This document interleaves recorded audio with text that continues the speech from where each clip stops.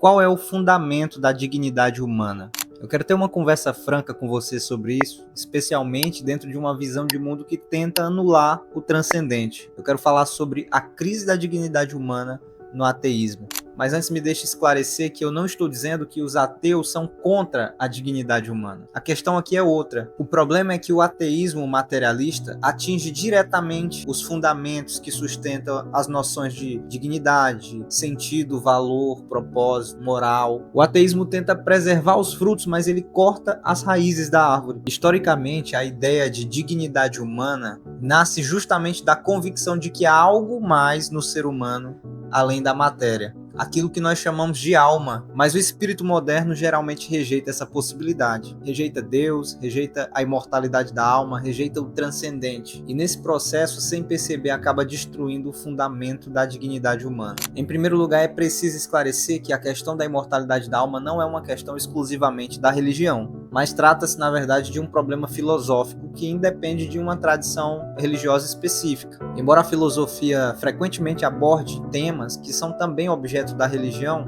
ela o faz com uma abordagem diferente, com métodos diferentes. A imortalidade da alma e a existência de Deus, para a filosofia, são uma hipótese, uma questão a ser investigada. Para a religião, são pressupostos. Perceba que nenhuma religião se propõe a provar a existência de Deus. Na Bíblia, você não vai encontrar um versículo sequer tentando provar que Deus existe, argumentar que Deus existe. Porque desde o primeiro até o último verso, a sua existência é simplesmente pressuposta. Por isso é muito importante a gente fazer essa separação. Falar de Deus ou da imortalidade da alma não é necessariamente fazer uma pregação religiosa. Todas as civilizações, todos os povos, todas as tradições humanas, elas sempre perceberam isso de forma intuitiva, que há algo no homem além da matéria. O ser humano é mais do que simplesmente um corpo. Hebreus, egípcios, hindus, povos indígenas, e na filosofia antiga isso se torna ainda mais claro. Platão, por exemplo, acreditava que a alma era a essência do homem, mas o materialismo ateísta afirma justamente o contrário. Ser humano é apenas matéria. Nada além de um corpo, não há espírito, não há transcendência. Somos apenas o resultado de um processo evolutivo impessoal, cego, fruto do acaso. Mas o que passa despercebido muitas vezes, ou é até ignorado, é que isso tem implicações antropológicas muito profundas. Porque se tudo o que somos é apenas matéria, a dignidade humana se torna apenas um conceito subjetivo. E basta você pensar, se a própria causa do universo e da natureza é impessoal e inconsciente, então a consciência é apenas um acidente biológico. E não faz sentido você atribuir valor ao efeito quando a causa que o produziu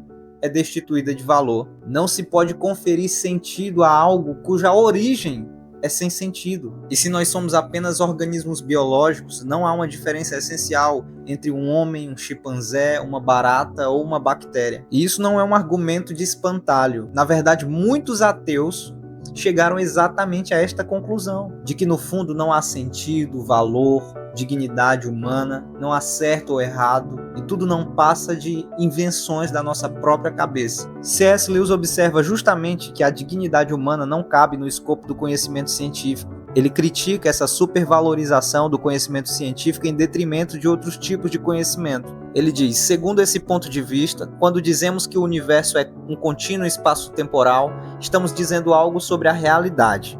Ao passo que, se dissermos que o universo é fútil, ou que os homens devem ter um salário digno, estamos apenas descrevendo nossos próprios sentimentos subjetivos. E é exatamente aqui que surge a crise da dignidade humana no pensamento ateísta. Ao reduzir toda a realidade ao nível da matéria, qualquer fundamento objetivo para a dignidade humana desaparece. E com ele também qualquer critério de valor.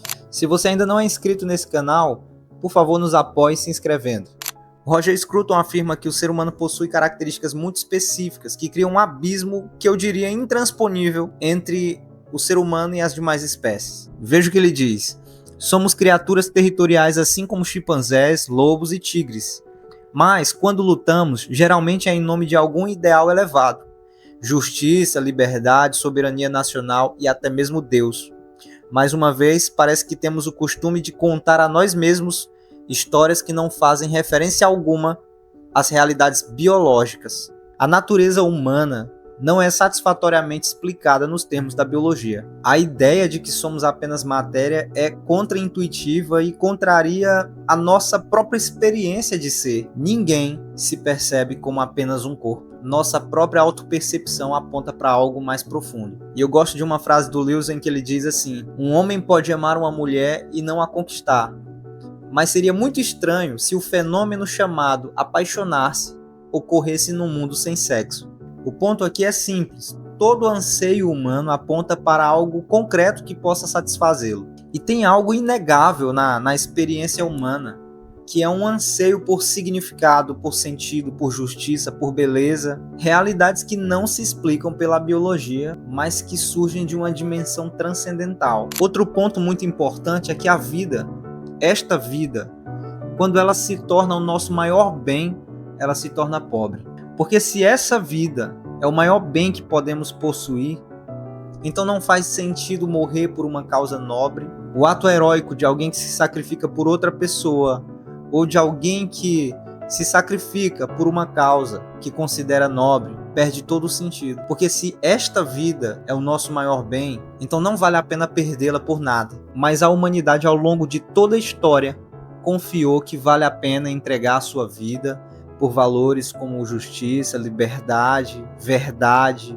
valores que transcendem a própria vida aqui. E eu não estou falando apenas dos mártires religiosos, mas de qualquer homem virtuoso. Quando nós colocamos esta vida no centro, ela perde o valor. E os ateus, ao elevarem esta vida ao status de bem máximo, eles acabam a esvaziando de sentido, eles acabam a empobrecendo, pois a vida depende de um fundamento último, que a transcenda. Toda desumanização começa com a negação do transcendente. Dizer que alguém não tem alma sempre foi uma forma de desumanizá-lo. Então, como Pascal afirmou, a questão da imortalidade da alma é uma questão que nos toca tão profundamente que é preciso ter perdido todo o sentimento para permanecer indiferente em relação a isso. Não há espaço para indiferença ou deboche ou cinismo nessa discussão. Amigos, ao rejeitar Deus, você não está rejeitando a manipulação religiosa, você não está rejeitando dogmas, preconceitos. Essa é uma confusão conceitual muito profunda. Muitos ateus acham que rejeitar Deus é rejeitar instituições, dogmas e esse tipo de coisa.